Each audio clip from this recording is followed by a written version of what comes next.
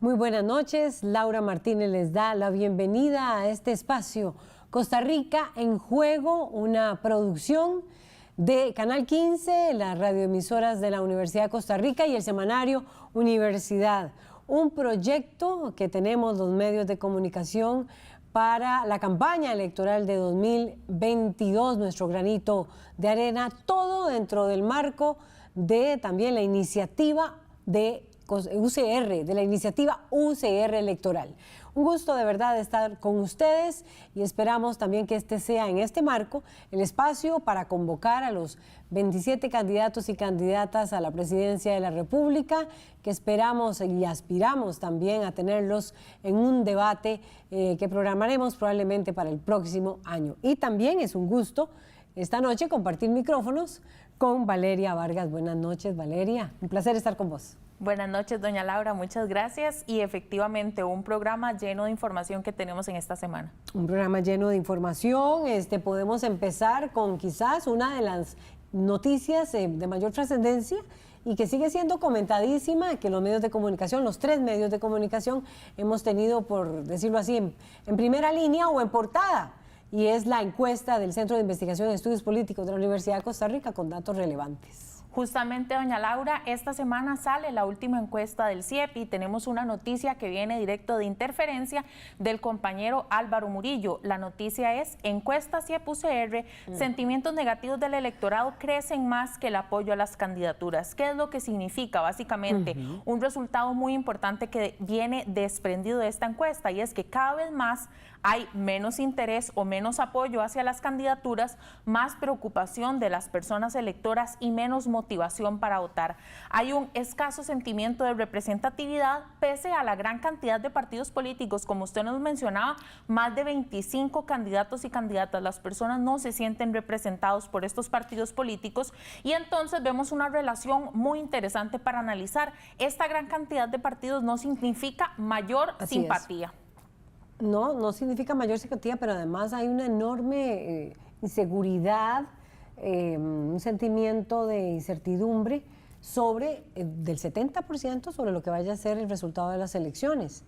Y también es interesante, bueno, sí, adelante, Valeria. No, quería acotar justamente sobre este tema, la población indecisa. Tenemos un 48% de personas que se identifican como indecisas. Esto significa que si este porcentaje fuera un candidato o una candidata, ganaría en primera ronda. Tenemos más de un 50% básicamente de personas que no saben con qué partido político van a simpatizar. Y yo no sé si tenés ahí dentro de tus apuntes, pero ¿cómo va esa carrera? ¿Verdad? ¿Cómo va esa carrera? Estoy buscando porque nosotros teníamos un dato muy interesante donde viene el gráfico, digámoslo así, en el cual quedan claras cuáles son las, más o menos cuánto es el porcentaje de apoyo de cada uno de ellos. Aparece José María Figueres con un 19%. Seguido en segundo lugar de Linet Sauri, de Unidad Social Cristiana, con un 8%, Fabricio Alvarado, Nueva República, con 5% y José María Villalta con un 4%.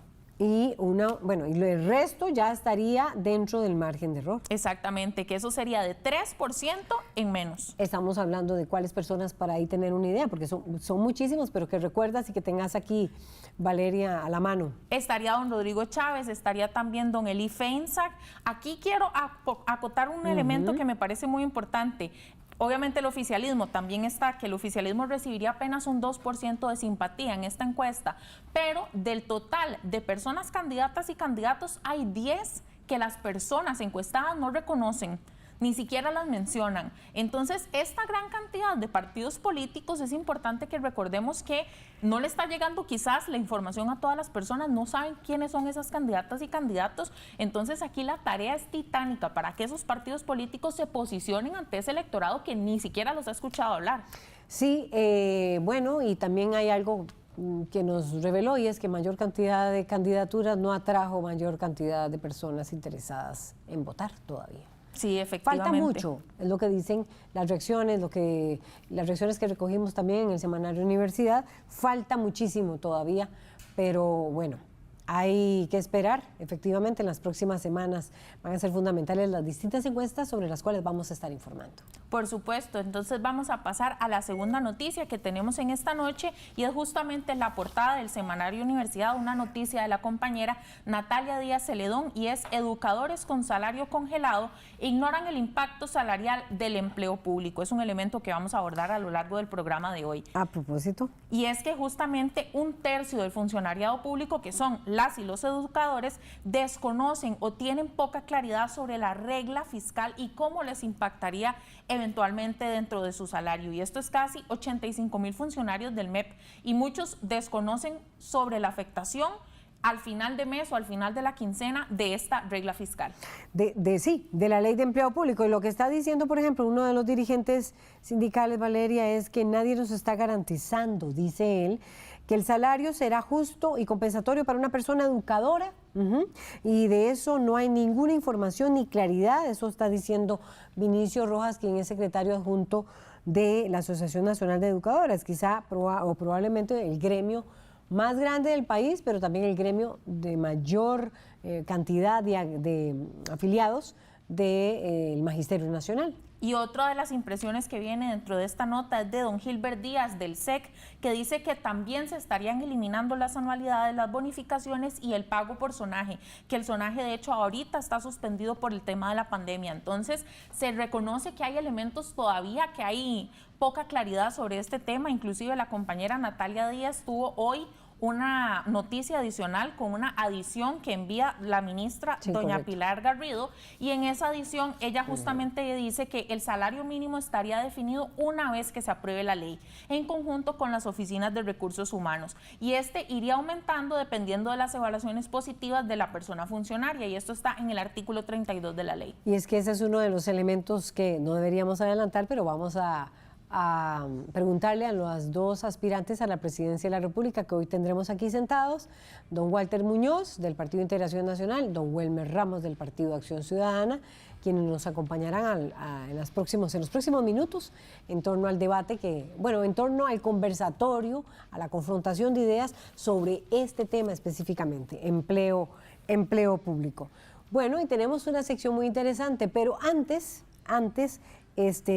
yo quisiera compartir con vos, Valeria, y tal vez con los compañeros de trabajo, quienes nos acompañan aquí en el set y también en el Canal 15, y bueno, ¿por qué no? Con nuestras personas televidentes, porque resulta que nuestro compañero Willy Rojas se pensiona, se nos va. Y ese camarógrafo que en este momento está en la cámara, dirigiendo su cámara hacia mí, y lo tengo aquí al frente, aunque no lo puedo ver directamente, pero sí, Willy Rojas tiene 18, ustedes lo tienen en pantalla, se pensiona después de laborar 18 años en este canal, aquí en la Universidad de Costa Rica. Esta ha sido su última casa, su último lugar de labores, y bueno, Willy es una persona muy experimentada, con una larga trayectoria, Valeria, nada menos y nada más que trabajó con Patricia Howell y Tony Abergan, aquellos legendarios corresponsales de guerra que le realizaban, informaciones en la Centroamérica abrumada, efectivamente la Centroamérica de la guerra de baja intensidad, como decía un libro que nos tocó leer y el cual nos nutrimos muchos de los jóvenes periodistas que empezábamos en las redacciones de los medios de comunicación de la Universidad de Costa Rica, así que le deseamos lo mejor a Willy Rojas, a quien vos también conoces. Sí, claro, Willy es una persona muy querida aquí en el canal, tiene muchísimos años de trabajar acá y le queremos mucho, y por supuesto que le deseamos la mejor de las jubilaciones, y siempre recordarle que la U15 es su casa, para que no nos deje de visitar, Willy. Ahí está haciendo señas de saludos, y bueno, un placer y un honor para mí tener que decir estas palabras hacia él. Así que tremendo camarógrafo ha tenido Canal 15, un legendario camarógrafo, una generación muy bonita con la que nos tocó laborar y compartir bajo distintas, en las líneas más difíciles de cobertura, en aquellos años donde las cámaras eran enormes y ellos trabajaban también con otra máquina aquí al lado izquierdo, siempre subiendo montañas, bajo la lluvia, en condiciones difíciles. Eso es el periodismo de televisión, y bueno, un placer de verdad, Willy, darte esta despedida y que vas a disfrutar muchísimo de ese tiempo de jubilación. Valeria, yo no sé si tenemos más informaciones, pero creo que estaríamos hasta aquí. Por esta semana estamos, doña Laura, y como siempre nos vemos en los próximos días siguiendo con la cobertura electoral. Así es, Valeria. Y bueno, tenemos el explicativo, los 3 minutos de información que Natalia Díaz nos prepara y nos resume la regla fiscal, otro de los grandes temas en 3 minutos, dijimos, veámoslo a continuación. La regla fiscal en 3 minutos. Sumida en una enorme crisis fiscal. Esto es como la familia que ha utilizado la tarjeta de crédito para pagar los gastos de la casa y ahora sus ingresos solo alcanzan para pagar los intereses de la tarjeta. Y como están tan endeudados, nadie les presta o les presta a una tasa altísima. Costa Rica amarró su gasto público a un recorte gradual para salvarse. Esta es la foto del día en que se firma la ley de fortalecimiento de las finanzas públicas. Recuérdese que la regla fiscal es un límite al crecimiento del gasto corriente. Suspende los mandatos legales de gasto cuando el endeudamiento supera el 50% del PIB, que ya estamos ahí. No se pueden otorgar aumentos salariales al sector público. La regla de la reforma fiscal tiene un doble efecto negativo que incide sobre los presupuestos y los gastos de cada órgano público. Estas condiciones son especialmente difíciles para los gastos extraordinarios, que no se repiten cada año. Por ejemplo, la aplicación del censo tendría que haber ocurrido desde el 2020, sin un tope para frenar este gasto. Suponiendo que la institución tenga el mismo nivel de ingreso, el siguiente año va a poder gastar menos. Podrá tener un ingreso mayor, pero puede gastar menos. Es un sinsentido. Distintas instituciones piden ser excluidas de la camisa de fuerza de la regla fiscal para cumplir con sus obligaciones de ley. La jerarca compareció ante la Comisión de Hacendarios, donde expuso la preocupación sobre las becas, comedores y transporte. Hasta el 2020, la regla fiscal tenía 3 exclusiones: las pensiones no contributivas de la Caja y el régimen de invalidez, vejez y muerte, las empresas públicas en competencia y la factura petrolera con la que Recope importa combustibles al país. Durante la pandemia, los diputados también sacaron el dinero que recogen las municipalidades en impuestos. Hace pocos días se levantó la regla fiscal para el futuro censo. Y tras 3 años de ver aquí, en vivo y a todo color, los efectos que esta regla fiscal ha tenido, es hora de decir que fue un error redactar esa regla fiscal como se redactó. Yo asumo como parte de las personas que votó esa regla tal y como estaba, la culpa de... Sin nuevas excepciones, la regla fiscal aplicará para el gasto ordinario en salarios y operaciones, pero también sobre cualquier gasto de capital o que se considere una inversión pública. Se consideran inversiones la construcción de infraestructura, la compra de bienes y hasta los préstamos que requiere gobierno para pesca, agricultura, educación, salud y otras actividades. El último fue el de Incopesca que aprobamos hace un par de semanas para infraestructura y inversión en el sector pesquero, donde hubo que meter un artículo también. Y a ese ritmo va a ir así, en cada empréstito que se apruebe van a tener que meter la coletilla. La regla fiscal fue una válvula de escape para el déficit. Ahora, ¿quién se escapará de ella? Gracias, Natalia Díaz, por este reporte, este explicativo sobre la regla fiscal. Otro tema que abordaremos próximamente aquí en Costa Rica en Juego. Bien, tenemos ya a los 2 aspirantes a la presidencia de la República. Nos acompaña Welmer Ramos del Partido Acción Ciudadana y también está Walter Muñoz del Partido Integración Nacional. A ambos le damos las buenas noches. Gracias por estar con nosotros aquí en Costa Rica en Juego. Muchas gracias. El tema de la ley y el proyecto de empleo público no quiero profundizar muchísimo porque es con ellos con quien vamos a ampliar y vamos a escuchar sus distintas posiciones o los elementos que tengan en común. Pero bueno, esta propuesta ya está lista. Ya está lista para que los diputados vuelvan a votarla. Eso al menos se había aprobado, recordemos, con el apoyo de 32 diputados el 17 de junio. Esto fue a la Sala Constitucional.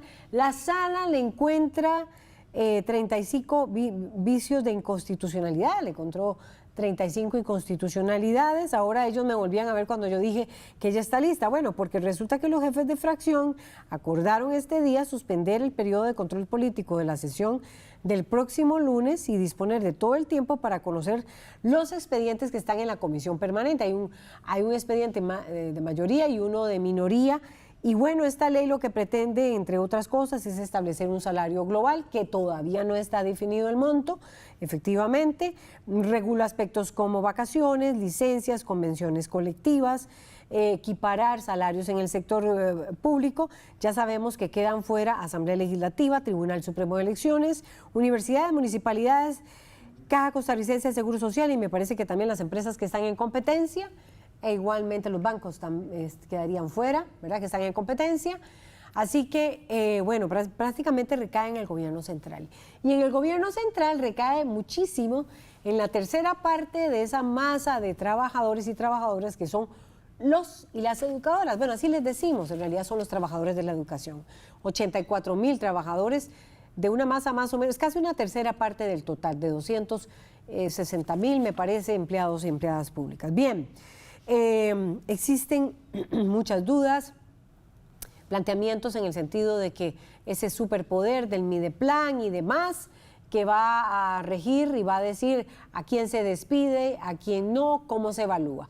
Bien, para iniciar quisiera saber, bueno, se ha dicho don Welmer Ramos que usted está a favor de la ley de empleo público, quisiera saber si eso es así o no, o al menos eso lo dijo Tom Solís anteriormente en programas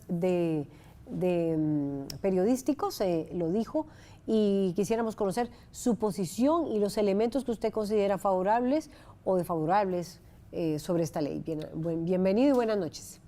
Buenas noches, muchas gracias por invitarme y buenas noches a todos los que nos ven. Sin duda alguna hay que hacer algunos ajustes en el empleo público y principalmente en las remuneraciones a los servidores públicos para ponerle freno a crecimientos desproporcionados que se están en algunas instituciones, a salarios abusivamente altos. Por ejemplo, lo que gana un superintendente de pensiones o un superintendente de seguros, etcétera, un sueldo de presidente ejecutivo del Banco Central o de gerente, esos son salarios desproporcionados que no deberían de existir en Costa Rica y que hay que ponerle freno. Pero pretender de alguna manera homogenizar en 8 grandes familias todos los salarios ha sido un problema. Y también el otro problema es que esta ley no era para ponerle tope a los salarios y frenar esos abusos, sino que hicieron una ley que se metía con la independencia de poderes y vulneraba muchas de las autonomías que existen en Costa Rica y que son fundamentales para que exista un Estado social de derecho. Ese proyecto de empleo público le daba un poder muy grande al Ministerio de Planificación y al Servicio Civil, a cargo del Poder Ejecutivo, de nombrar funcionarios, de cómo se entrenaban los funcionarios y incluso del régimen sancionatorio, de cómo se sancionaban funcionarios de todo el Estado. Y eso sí que es peligroso porque metía las manos del poder político dentro del poder judicial, por ejemplo, o dentro del Tribunal Supremo de Elecciones o dentro de las universidades. Y eso es grave para una democracia y para la salud de una sociedad. O sea, usted está en contra.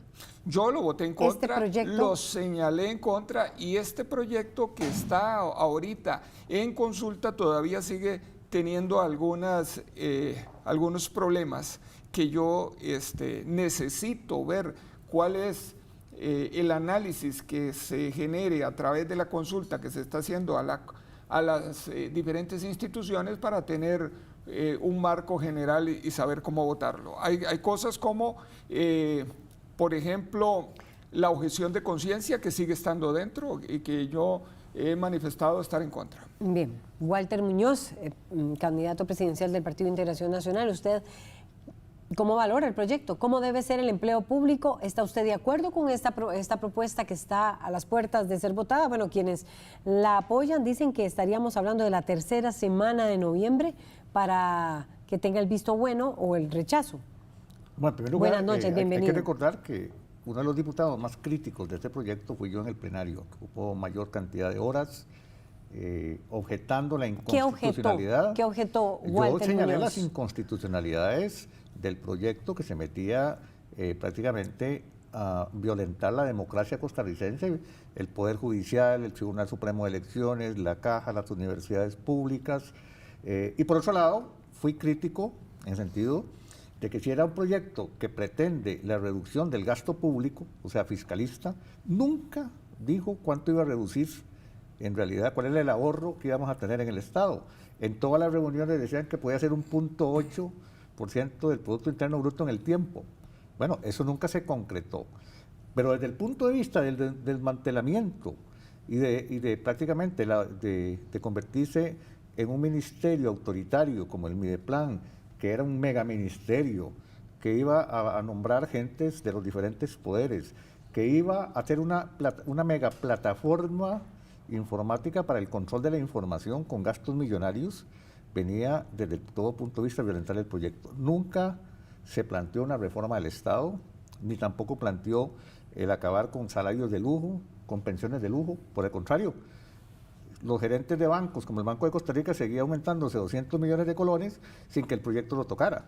Entonces, el costarricense debe saber que esa fue la primera parte que nosotros objetamos. La actual es más grave, porque la función de la Comisión de Asuntos de Constitucionalidad lo que tiene que es interpretar lo que la Sala Cuarta le dice que corrija y posteriormente corregir esas partes. Pero se excedió en el poder y eliminó párrafos del proyecto. Proyecto que había sido votado en primer debate. O sea, que tiene vicios de procedimiento. Ya el nuevo texto, que nosotros nos hemos sumado al informe de minoría, porque creemos que lo que hay aquí es un deseo, básicamente, de violentar el empleo público sin un alcance ni económico, ni administrativo, y que a partir de ahora creemos que en la agenda legislativa debería de sacarse ese proyecto para efectos de comenzar posteriormente. O sea, usted lo va a votar en contra. No solamente lo va a votar en contra, vamos a objetarlo porque tiene inconstitucionalidades todavía. O sea, presentaría... Estamos presentando nosotros la posibilidad de que realmente podamos en el plenario ejercer el control político. Y este proyecto debería discutirse después de las elecciones. Si es un proyecto sumamente serio, como para aprovechar en este momento una coyuntura de un grupo de diputados que ha sido ineficiente porque aprobaron un proyecto con todas las inconstitucionalidades y que lo quiere meter a fuerza en la agenda próxima. Pero escuchaba usted, hasta el momento me han dado argumentos similares, pero don Welmer Ramos, usted dice que todavía no tiene una posición en cuanto a que si está en contra o a favor, que todavía espera la opinión de las instituciones. ¿Cuáles instituciones están consultando y por qué está esperando Welmer Ramos el pronunciamiento de esas instituciones? Mire, todas las instituciones que están siendo afectadas por este proyecto están siendo consultadas. Los ministerios, pero las autónomas también. Por ejemplo, la Asamblea Legislativa tiene que decir algo, el Tribunal Supremo de Elecciones, no, están todas las instituciones. Y otra cosa peor que tiene este proyecto, para arreglarlo, habían ciertos niveles jerárquicos muy altos que no cabían dentro de las 8 familias. Y entonces la reforma que se le está haciendo está sacando a la élite de la sombrilla que viene a poner esta ley de empleo público. Y ahí está dejando ahora que eso se determine de una manera diferente por las mismas élites de funcionarios, digamos, los supremos poderes van a tener salarios diferentes, los jueces, los diputados, ministros, etcétera, que el resto, porque para eso se va a poner otro sistema de remuneración distinto al que diga el proyecto de ley para los demás. Entonces creo yo que este proyecto se hizo muy a la ligera y se hizo con fines políticos más que con fines de disminuir o de poner, ordenar los pagos a los empleados públicos para que no existieran abusos. Y entonces yo también hice las observaciones, yo mismo fui de los firmantes de una consulta de constitucionalidad que se hizo y que nos dieron la razón. Ahora, a mí me preocupa que un proyecto que tiene 70 artículos le hayan aprobado 178 mociones a una velocidad extraordinaria. Y entonces eso significa que era un proyecto que no estaba maduro, que era un proyecto que estaba hecho a la carrera, y que deberíamos nosotros de madurarlo muchísimo más para tener algo que verdaderamente venga a solucionar el problema que tenemos del desorden en la remuneración del empleo público. Pero entonces, don Welmer Ramos, ¿por qué Otón Solís afirmó que usted estaba de acuerdo y que había tenido conversaciones? No, yo no he conversado en detalle de esto. Si él lo señaló, conmigo no ha hablado en detalle de empleo público. Don Walter Muñoz, en ese sentido, ¿ustedes estarían ambos votando en contra? Es que no solamente es votar en contra, el proyecto tiene vicios de procedimiento. Entendamos que una comisión que tiene que ver asuntos solamente por las observaciones hechas por la Sala Constitucional, se excedió, o sea, violentó el reglamento legislativo, está mandando un texto donde no solamente hay vicios de procedimiento, sino que también lo que tenemos que llamar al orden es cuáles son las funciones. Aquí lo que tiene que haber es un llamado para que ese proyecto de ley se devuelva a la comisión dictaminadora y se hagan algunas reformas desde la comisión dictaminadora. Por eso yo digo que no nos apresuremos a pensar que eso ya se va a votar y simplemente está en el plenario por mandato del Ejecutivo. Ahí viene una gran discusión y viene una gran oposición por parte nuestra de señalar nuevamente, como la primera vez que lo hicimos, que nos decían que era populista porque pusimos sobre la mesa una gran cantidad de mociones, pasamos noches completas debatiendo y vea el resultado. ¿Cuántas inconstitucionalidades tenía el proyecto? Nos dieron la razón. Entonces, ahora no solamente hay que votar en contra, es que hay que defender la democracia parlamentaria que están violentando un grupo de diputados que quieren aprobar el proyecto simplemente haciéndole un maquillaje después de que la sala lo mandó para ahí. Bien, vamos también con don Welmer, vamos a regresar también con don Walter. Escuchemos detrás del dato, que es otra de las secciones que tenemos aquí en Costa Rica en Juego, en donde la gente se pronuncia sobre este tema. Vamos a ver primero el dato que nos dio el Centro de Investigación en Estudios Políticos sobre una encuesta anterior a esta, lo que nos dice. Vamos con ello.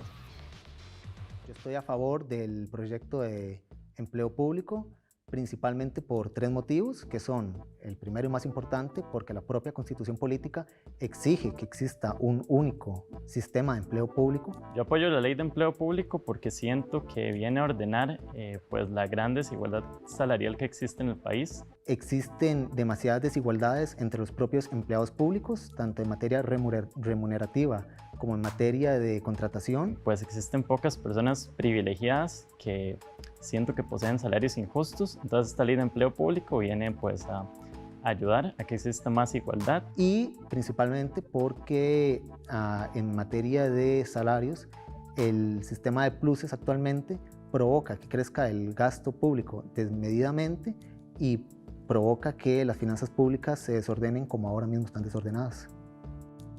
Bien, es que eso es lo que decía, escuchábamos varios de los argumentos, pero esto es lo que decía la encuesta la anterior, no esta que está en vigencia en este momento, que publicamos los 3 medios de la Universidad de Costa Rica, en torno a un apoyo del 75% a la ley de empleo público. Más adelante vamos a ver otra consulta de opinión que hicimos nosotros, sobre los contenidos de esta ley. Bueno, ustedes escuchaban, esto va a venir a ordenar, evitar el aumento del gasto, esa percepción. ¿Cómo refutan ustedes estos argumentos? No, yo no los refuto, yo estoy de acuerdo con esos argumentos. Welmer Ramos, ¿sí? Totalmente de acuerdo con esos argumentos. Es más, yo estoy a favor de una ley para ordenar los salarios. ¿Pero no esta o apoyaría esta? Los salarios, depende de cómo quede esta, ¿verdad? Pero hay que ordenar los salarios, hay que ordenar los aumentos desproporcionados, hay que ordenar también que se pague en iguales condiciones en las diferentes instituciones y que no hayan diferencias únicamente porque alguien trabaja en una u otra institución. Todo eso estamos de acuerdo. El asunto es que metieron un proyecto de ley de empleo público que vulnera la división de poderes y que le da una potestad enorme al Poder Ejecutivo sobre los otros poderes de la República, y que esto concentra demasiado el poder de tal manera que pondría al Poder Ejecutivo en la calidad de poder destituir jueces o nombrar jueces, etcétera. Pero se supone que este ya no. Entonces Este ya no. ahora, este proyecto que está ahora cambia algunas cosas de estas.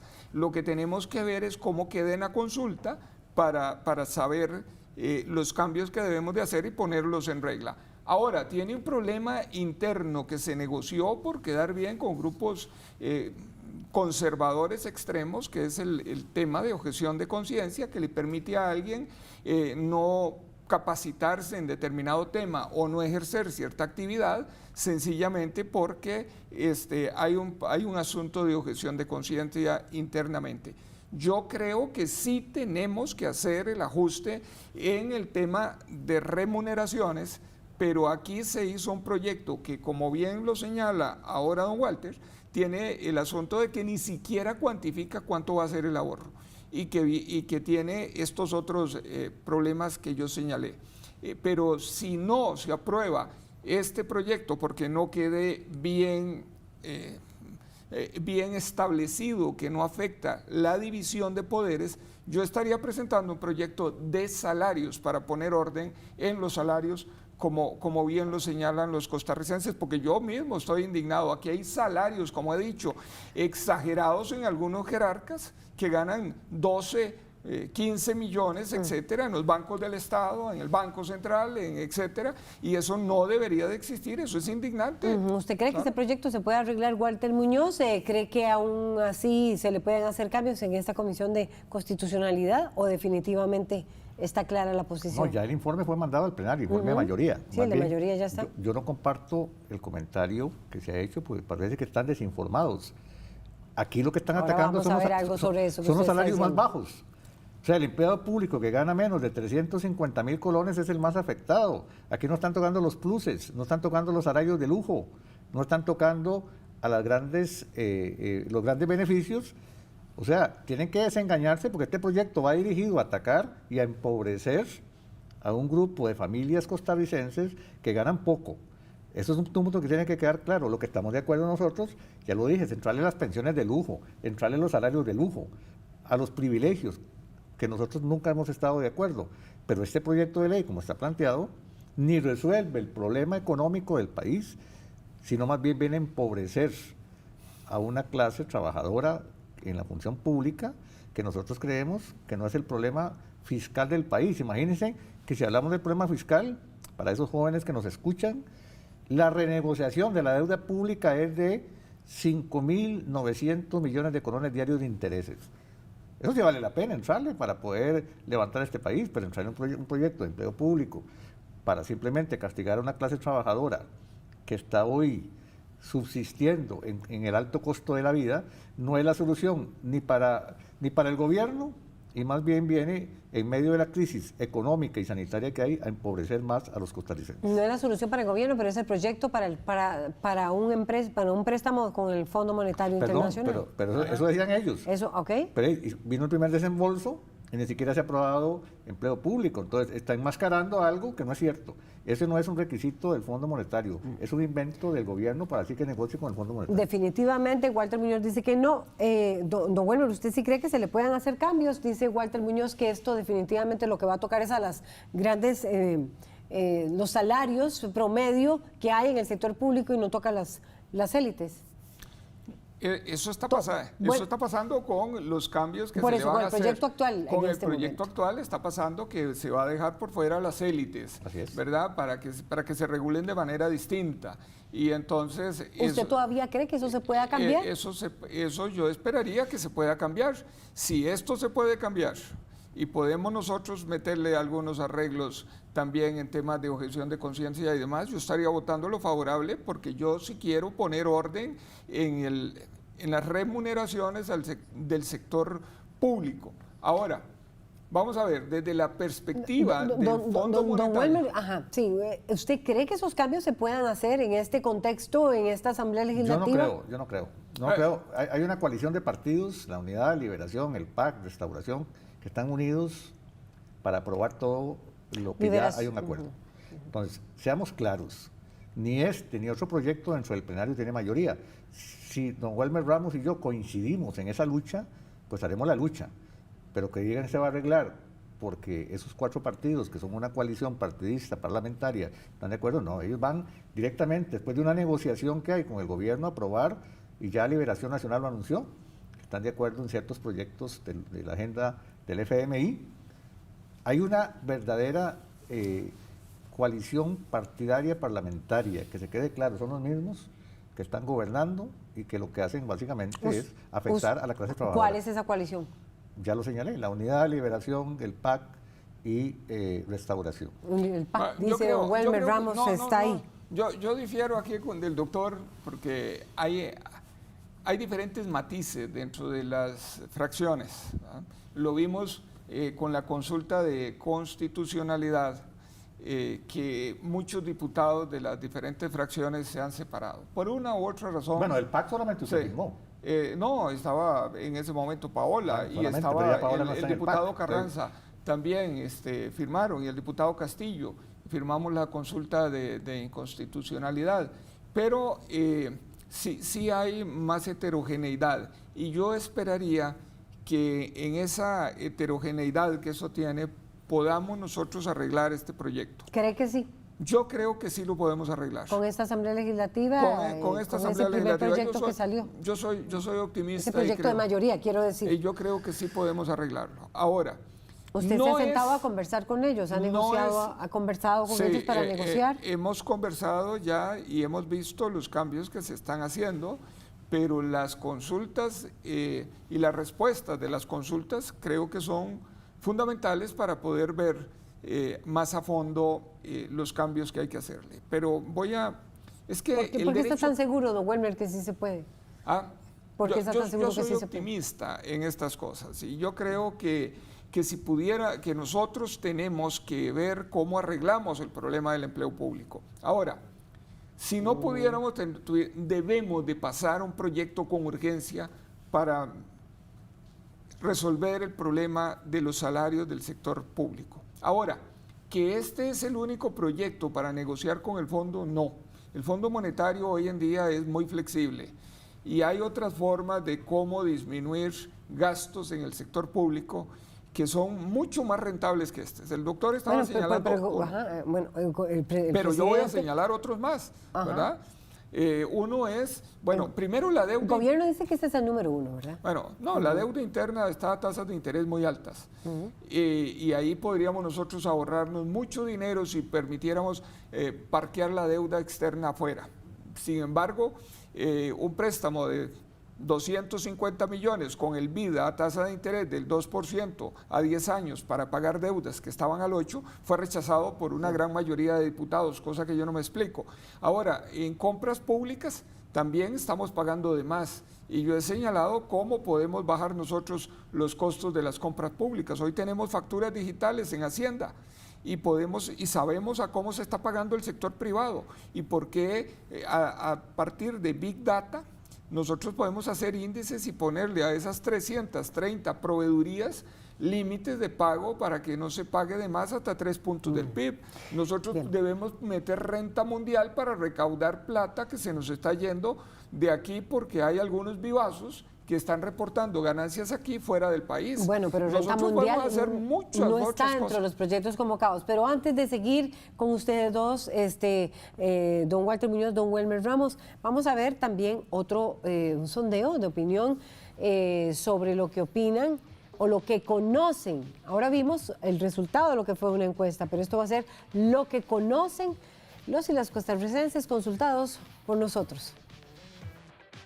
Soy Sharon García Cavallini de Radioemisoras de la Universidad de Costa Rica. Hoy vinimos a preguntarle a las personas qué saben o qué conocen sobre la Ley de Empleo Público. Pues fíjate que no estoy bien informada, no he escuchado nada de eso. Sé que sobre el salario global, ¿verdad? Que tratan de ayudar sobre un régimen. Yo sé que la Ley de Empleo Público es que les van a rebajar privilegios a los empleados públicos.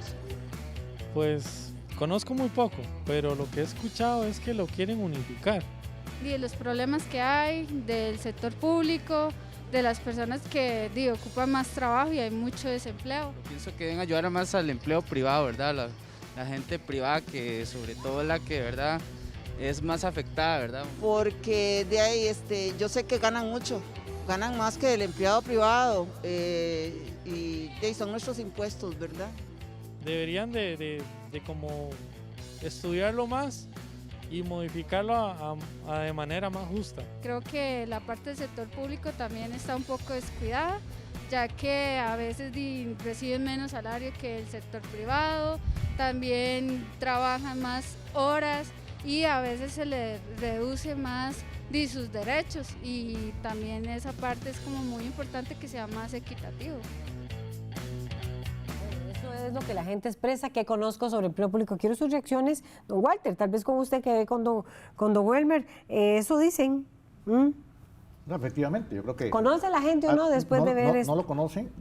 Yo aunque se pronunciaron estoy a favor. En que en este país hay que generar empleo, hay que mejorar los salarios del sector privado, pero no en detrimento de atacar al trabajador de la función pública. Lo que hay que hacer es mejorar la calidad, eliminar la burocracia, mejorar la capacidad que puedan tener de dar un buen servicio.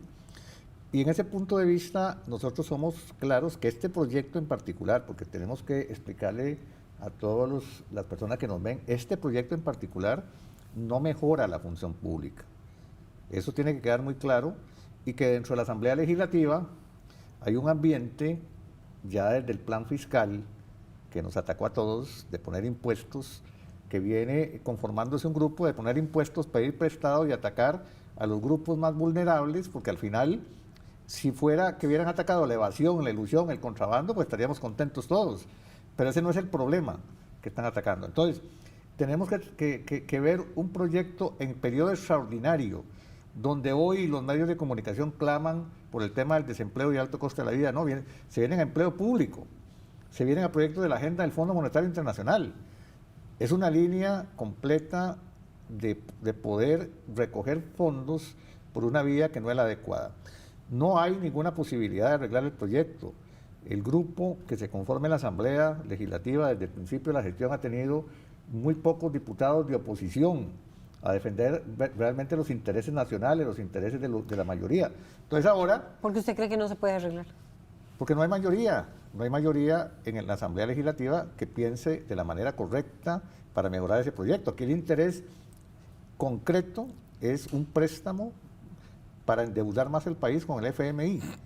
Entonces, nosotros lo que tenemos que señalar es que el procedimiento que ha tenido ese proyecto ha sido inadecuado, y si queremos presentar un proyecto, con mucho gusto, para mejorar la función pública, para impedir los privilegios, para lograr atacar a los grandes salarios, pero no este proyecto, que lo que ha hecho es confundir al pueblo y al final lo va a alterar. De eso podemos hacer otro programa posteriormente para que me den la razón si eso sucede así. Bueno, dice, ya usted lo está escuchando, bueno, no hay ambiente y hasta pide un programa también, don Walter, porque prevé que no se den los cambios en la dirección que ustedes buscan, o por lo menos que también el Partido Integración Nacional o don Walter lo espera. Mire, yo celebro sí que haya una iniciativa que venga a nivelar salarios en las diferentes instituciones, que venga a ponerle freno a los crecimientos exagerados de algunos salarios. Yo celebro que le pongamos tope a los salarios abusivos que han existido, pero también este proyecto tenía falencias enormes que fueron señaladas con 35 inconstitucionalidades. Pero también necesitamos, y yo también celebro dentro de este proyecto, que tenga la evaluación permanente de los funcionarios públicos. Es necesario evaluar a los funcionarios públicos porque la excelencia que tiene que darse en el trato al resto de los costarricenses tiene que ser una regla. Y el mejoramiento continuo de los empleados públicos para que tengamos mejores servicios también debe ser regla. Eso lo tiene este proyecto. El grave problema es que se metieron en Los diputados que lo hicieron se metieron en un problema que fue unificar todo en un solo punto, y entonces eso sí que vulnera la división de poderes, y eso es grave. Entonces, desde esa me parece, perspectiva... para aprovechar el comentario, vuelve de la evaluación de los funcionarios públicos, Sí, y de lo desde dónde se positivo. hace, desde el Mideplan. O sea, quieren crear un megaministerio partidizado cada 4 años, manejado por un partido político, para evaluar al funcionario. Eso es un error. Pero desde la esa Dirección del Registro Civil, que ha sido una institución que se ha encargado un poco de la selección, prácticamente es absorbida por un ministerio que no ha dado ni la talla en la planificación y ahora menos en la selección, evaluación y capacitación de los funcionarios. No, desde luego, eso es lo que yo estoy diciendo. No se puede vulnerar la división de poderes y entregársele al Poder Ejecutivo que haga ni la selección, ni la capacitación, ni la evaluación, ni tampoco el régimen sancionatorio. Tiene que quedar en cada uno de los poderes y en cada una de las autonomías. Pero el proyecto para lo dejó no vulnerar en manos eso. del Mideplan. Lo dejó en manos del Mideplan. Si el proyecto insiste en dejar en manos del Mideplan y no lo podemos solucionar, eso es una falta grave que induce a que, por ejemplo, yo no le pudiera dar el voto favorable. Ese es el tipo de cosas que hay que cuidar de cómo va a salir este proyecto que actualmente está en consulta. Yo no puedo ser del todo negativo y decir que este proyecto es terriblemente malo, porque ya, como señalé, tiene una serie de cosas que son muy, muy favorables, y que si no lo podemos resolver en tenemos que movernos a sacar otro por la vía rápida que venga a solucionar todos esos males que hoy existen. Perdón, no está en consulta. Ya el informe de mayoría y de minoría fueron enviados al plenario. Para ser votados. Ya están los informes en el plenario. Es decir, lo que habría Pero, que... pero se fue a consulta, y la Asamblea Legislativa tiene los mecanismos legislativos para poderlo enmendar aún en esta fase. Y yo también espero que haya sensatez y que podamos hacer esas enmiendas a tiempo. Cuando uno ve la composición de la Comisión de Consulta de Constitucionalidad, la componen los diputados de esos partidos que yo menciono, que ya sacan un informe de mayoría y que sé que dentro del plenario legislativo lo han dicho públicamente, que ellos van a colaborar con ese proyecto hacia el gobierno.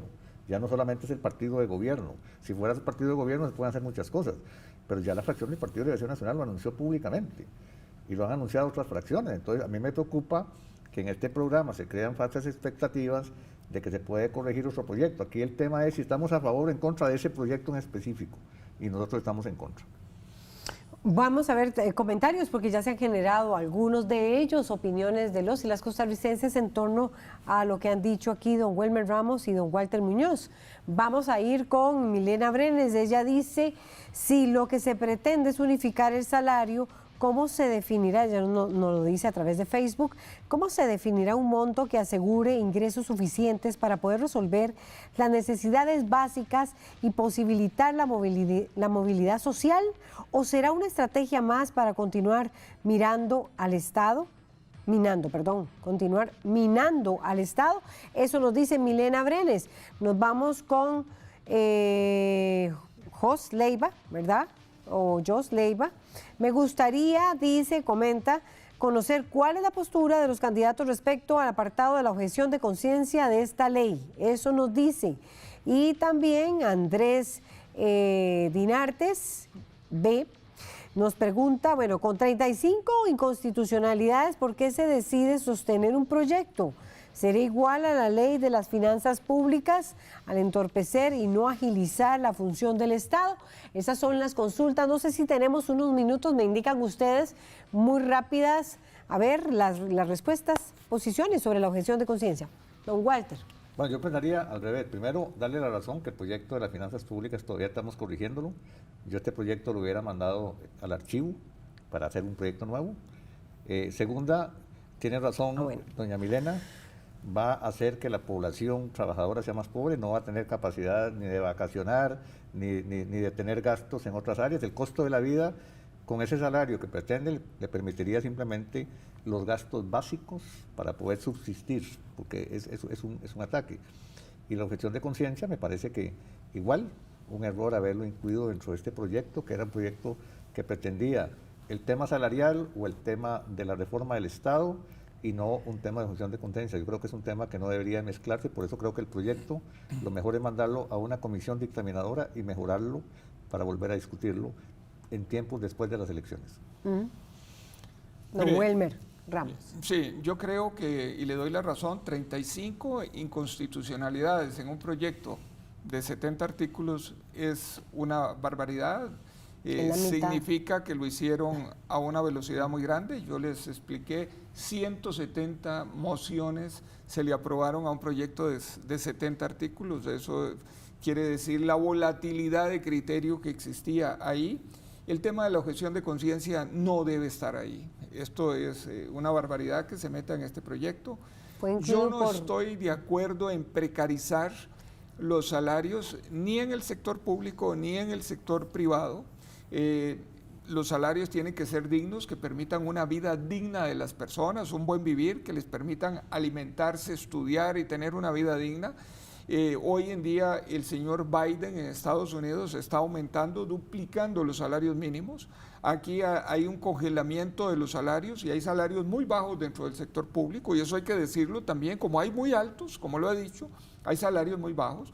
Hoy en día una señora que trabaja cocinando en una escuela está ganando salarios de 300,000 colones o menos, ¿verdad? Y entonces eso no puede dejarse de manera congelada por el tiempo que están diciendo aquí una regla fiscal, que también es otra de las cosas que deberíamos de hablar luego, que está también junto con este proyecto, vendría a precarizar mucho los salarios bajos, y en eso sí que no podríamos estar de acuerdo. Y otro problema que tiene este proyecto es que no está claro todavía cuáles son las reglas para poner ese salario global para cada una de las 8 familias que existen. Estaba viendo unos datos muy interesantes, pero tenemos solo un minuto de respuesta para cada uno de ellos. El semanario en algún momento dice casi la mitad de los trabajadores del sector público gana menos de 800,000 colones al mes, casi la mitad. Así es, esa es la población que están castigando, a los que ganan menos. Por eso le digo yo que es un proyecto que se debe cambiar, se debe transformar para castigar a los que ganan más, a los que tienen privilegios, y no a la clase trabajadora que está sosteniendo el sistema nacional, y que lo que vamos a hacer al final es condenarlos a un estado de pobreza. No solamente es importante lo que se gana, es importante lo que se gasta.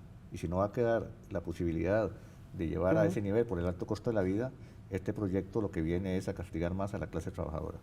3,2% gana más de 3 millones mensuales.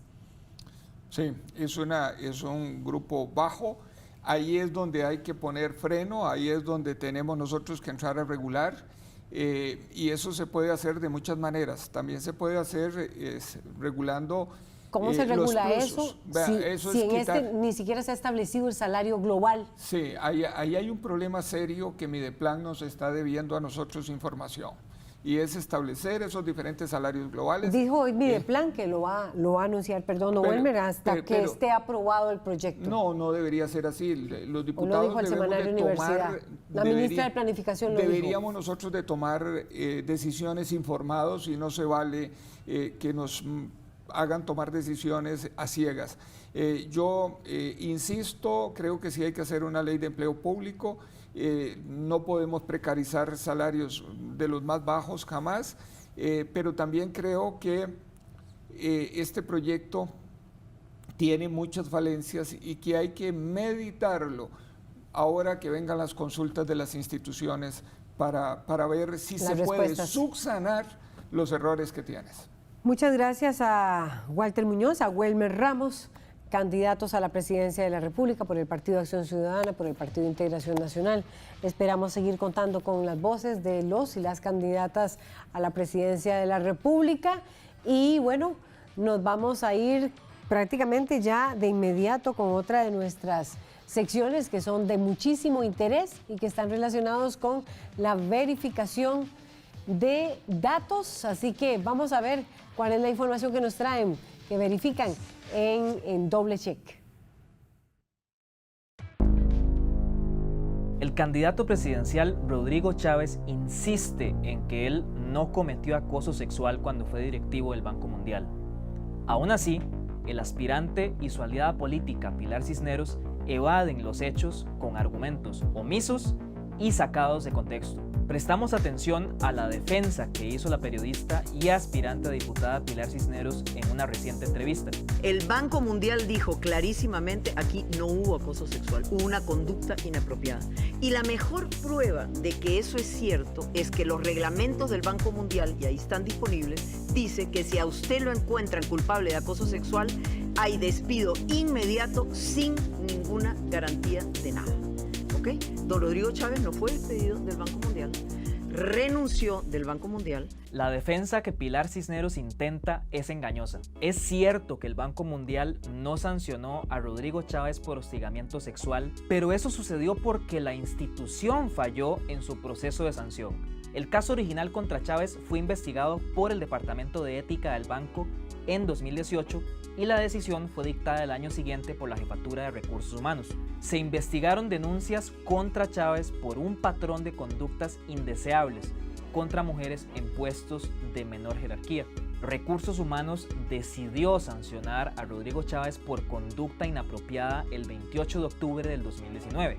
Se le castigó con el descenso a un puesto sin personas supervisadas y la imposibilidad de aumentos de salario. Una sanción por acoso sexual hubiera sido el despido.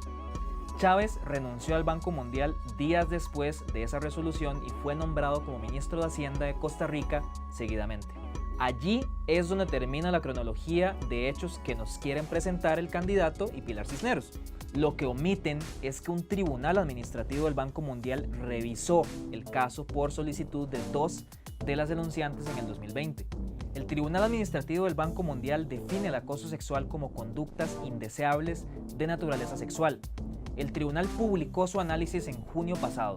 La entidad identificó sin ninguna ambigüedad que los hechos del presente caso indican que la conducta de Rodrigo Chávez fue de naturaleza sexual y que él sabía o debería haber sabido que su conducta no era bienvenida. El tribunal identificó una discordancia entre el lenguaje de varios documentos del primer proceso. Estos detallaban conductas que debieron ser analizadas bajo el concepto de acoso.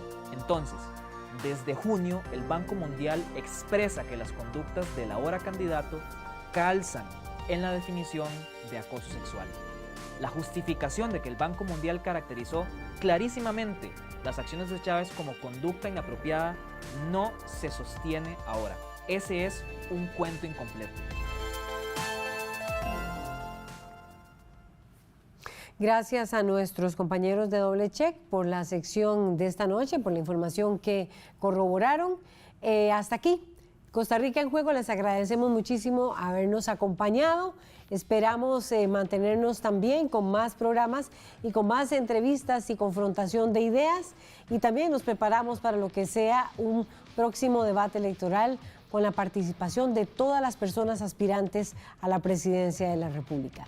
Así que buenas noches y manténgase con la programación de Canal 15.